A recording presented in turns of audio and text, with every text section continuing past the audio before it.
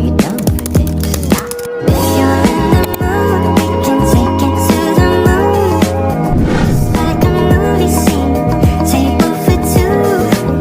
No need to be fed, I want you instead. Assalamualaikum warahmatullahi wabarakatuh. Alhamdulillahirabbil alamin wa bihi nasta'in ala umurud dunya waddin. Assalatu wassalamu ala asrofil anbiya'i wal mursalin wa ala alihi wa sahbihi ajmain. Amma ba'du. Yang saya hormati kepada Bu Naim selaku guru PAPP dan teman-temanku yang insya Allah selalu berbahagia. Pertama-tama, marilah kita panjatkan puja dan puji syukur kehadirat Allah Subhanahu wa Ta'ala yang telah melimpahkan taufik, hidayah, inayah, serta nikmat iman, Islam, dan kesehatan bagi kita semua.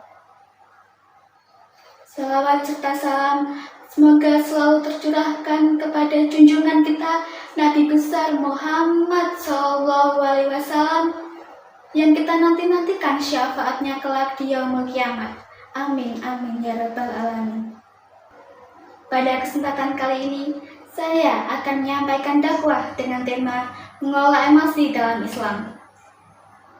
Hadirin yang dirahmati Allah, dalam kehidupan sehari-hari kita sering menghadapi berbagai kejadian, baik yang menyenangkan maupun yang membuat hati kita tidak nyaman.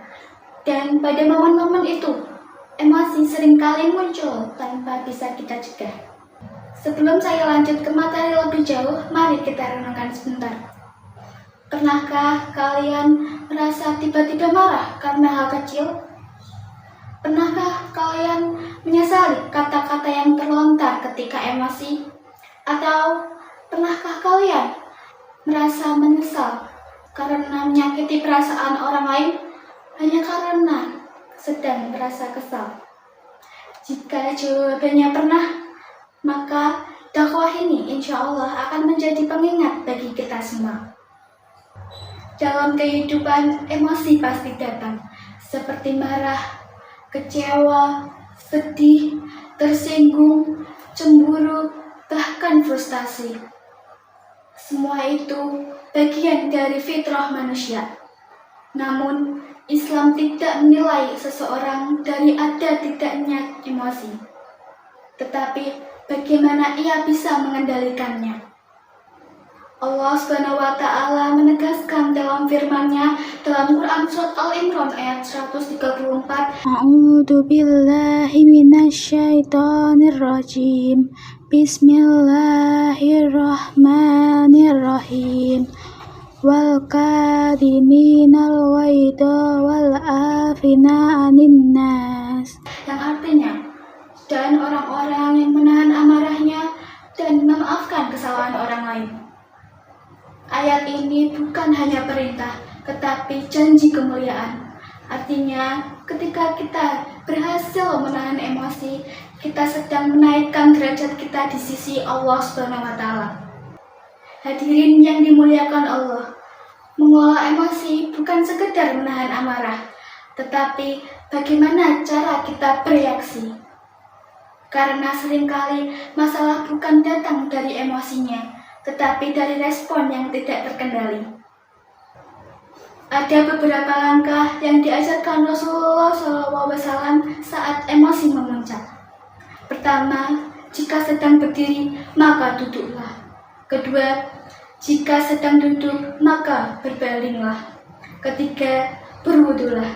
Karena marah berasal dari setan dan wudu dapat menenangkan hati. Demikian dakwah yang dapat saya sampaikan. Semoga Allah memberikan kita kekuatan untuk menjadi hamba-hambanya yang sabar, tenang, dan mampu mengelola emosi dalam keadaan apapun. Alhamdulillahirabbil alamin. Semoga apa yang telah saya sampaikan menjadi manfaat dan pengingat bagi kita dalam kehidupan sehari-hari. Apabila dalam penyampaian saya terdapat kekurangan atau kekeliruan, saya mohon maaf sebesar-besarnya. Wabillahi taufiq wal hidayah. Wassalamualaikum warahmatullahi wabarakatuh. Are you